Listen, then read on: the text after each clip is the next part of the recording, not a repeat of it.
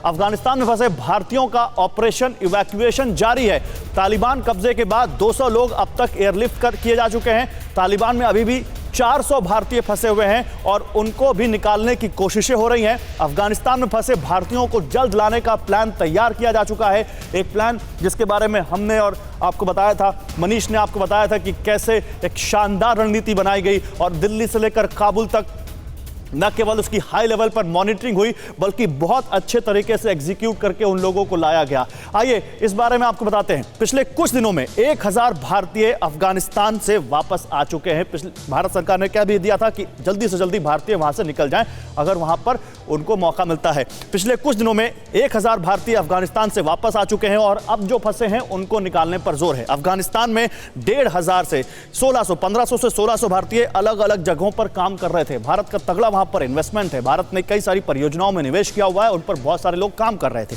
काबुल पर तालिबान के कब्जे के बाद 200 भारतीयों को वापस लाया जा चुका है। इसके बाद करीब 400 भारतीय अभी भी अफगानिस्तान में फंसे हुए हैं, जिनको लेकर लगातार भारत सरकार की तरफ से कहा जा रहा है कि हम पूरी मॉनिटरिंग कर रहे हैं, हम पूरी नजर बनाए हुए हैं और वहां पर अभी जो भारतीय दूतावास है वो भी लोगों की मदद कर रहा है। कमर्शियल फ्लाइट शुरू नहीं होने पर फिर होगा ऑपरेशन इवैक्यूएशन, यानी कमर्शियल फ्लाइट शुरू हो गई तो उनसे वापस लाया जाएगा, नहीं तो भारत सरकार अपने स्पेशल विमान भेजेगी C-17 ग्लोब मास्टर के जरिए और भारत और अफगानिस्तान के लोगों का रेस्क्यू होगा। क्योंकि प्रधानमंत्री ने यह भी कहा था कि केवल भारतीय नहीं, जो भी भारत की तरफ मदद के लिए तौर पर देख रहा है उन सब का आप वहां पर इवैक्यूएशन कीजिए। ऑपरेशन इवैक्यूएट के लिए स्पेशल अफगानिस्तान सेल की स्थापना की गई है विदेश मंत्रालय में और इसके अलावा लगातार इस पर हाई लेवल मॉनिटरिंग हो रही है। सरकार की तरफ से अलग से फोन नंबर और मेल आईडी जारी की गई हैं।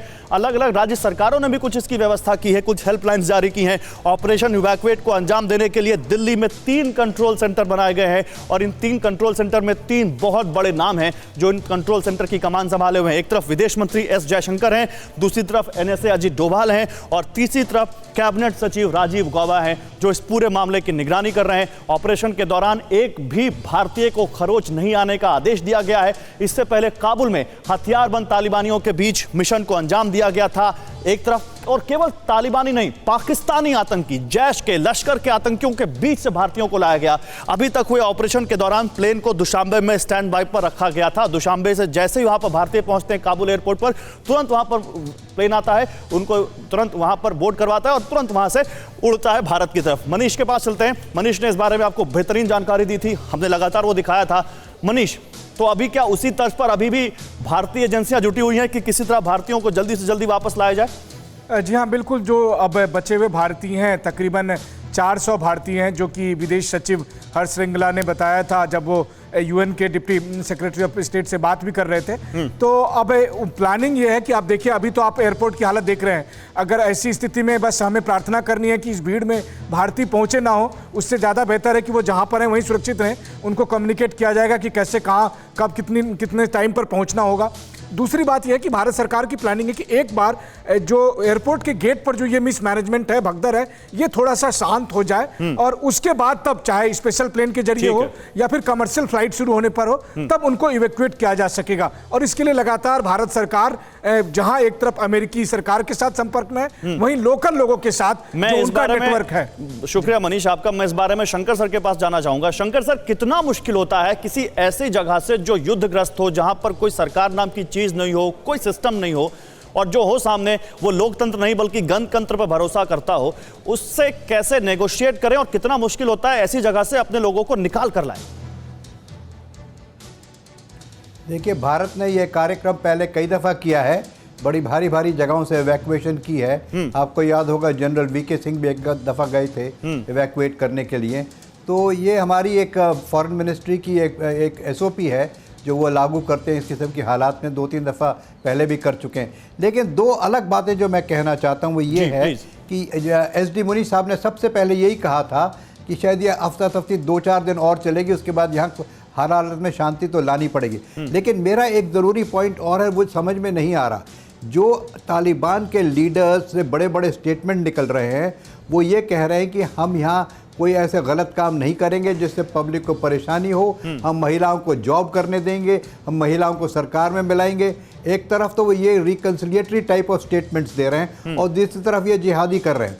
तो there seems to be some disconnect between the approach of the senior leaders who claim to be बड़ी बात कही their आपने। future government, ठीक है। और एक तरफ ये जो और एक ये लोग हैं जो कि सड़क पे घूम के गोली मार रहे हैं और इस तरह से हफ्ता तफ्ती मना रहे हैं एयरपोर्ट पे।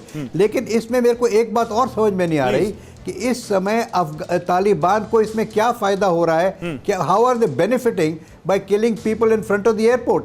अरे उनसे क्या लेना देना? अगर वो भाग के जा रहे हैं, मैं चाहूंगा 1000 2000 5000 आदमी, तो जाने दो उनको। मैं चाहूंगा आपने जो दो सवाल उठाए इन दोनों पर विष्णु सर रिप्लाई करें। आपने जो दोनों बातें कही, विष्णु सर जो शंकर सर कह रहे हैं, इन पर क्या कहना है आपका? ये बहुत अहम सवाल उठा रहे हैं। देखिए, तालिबान एक ऑर्गेनाइजेशन नहीं है, एक मूवमेंट है और अलग अलग लोग हैं, अलग अलग लीडर, कोई सेंट्रल लीडर नहीं है, कोई सेंट्रल कमांड नहीं है। और ये जो बात कर रहे हैं एक स्वर से नहीं कर रहे। कुछ जो जैसे जो लोग दोहा में थे उनको थोड़ी सोफिस्टिकेशन आ गई है, वो प्रोपेगेंडा में माहिर हो गए हैं, काबुल में और तरह से बात हो रही है, जो लोग बाकी शहरों में हैं वो अपना काम कर रहे हैं। तो इस वक्त ये बड़ी मुश्किल है क्योंकि इनका संगठन नहीं है। और तो इसको बनाने में, और इसकी बागडोर किसके हाथ में है? इस्लामाबाद के हाथ में है, कंधार के हाथ में है, काबुल के हाथ में है, ये भी नहीं मालूम है इस वक्त। तो ये बड़ी समस्या है। और दूसरा ये मुझे जो और डर ये है कि राष्ट्रपति बाइडेन ने कहा था कि अगर अमेरिका के लोगों को रोका, निकालने से रोका, तो हमसे बुरा कोई नहीं होगा। खैर वो तो जो भी कहा, पर ये कब तक अमेरिकी फौज तो मैं यही सवाल लेकर जाता हूं, जो सवाल आप उठा रहे हैं, जो सवाल शंकर सर उठा रहे हैं। एसडी मुनि सर, आपने कहा उम्मीद है 1-2 दिनों में स्थितियां संभलेंगी। किस उम्मीद पर आपको ये उम्मीद है सर? मैं उम्मीद इस बात पे कर रहा हूं कि अभी जो तालिबान की अपर लीडरशिप है वो नेगोशिएशंस में लगी हुई है। देखिए, एक तरफ तो वो पाकिस्तान से बातें कर रहे हैं, पाकिस्तान का आदेश समझ लीजिए या गाइडेंस समझ लीजिए वो ले रहे हैं। दूसरी तरफ वो करजाई और अब्दुल्ला से बात कर रहे हैं। उनके जो बड़ा व्यवस्था का जो टॉप है वो अभी काबुल में है ही नहीं। काबुल में सेकंड टियर के, थर्ड टियर के लीडर्स हैं। और जो शंकर साहब देव ने कहा वो बिल्कुल ठीक कहा कि जो जमीन पे फौजी खड़ा है, उनका जमीन पे जो उनका मुजाहिद खड़ा है, उसमें और उनके लीडर में तालमेल नहीं है उतना जितना होना चाहिए। Chain of command totally disrupted है।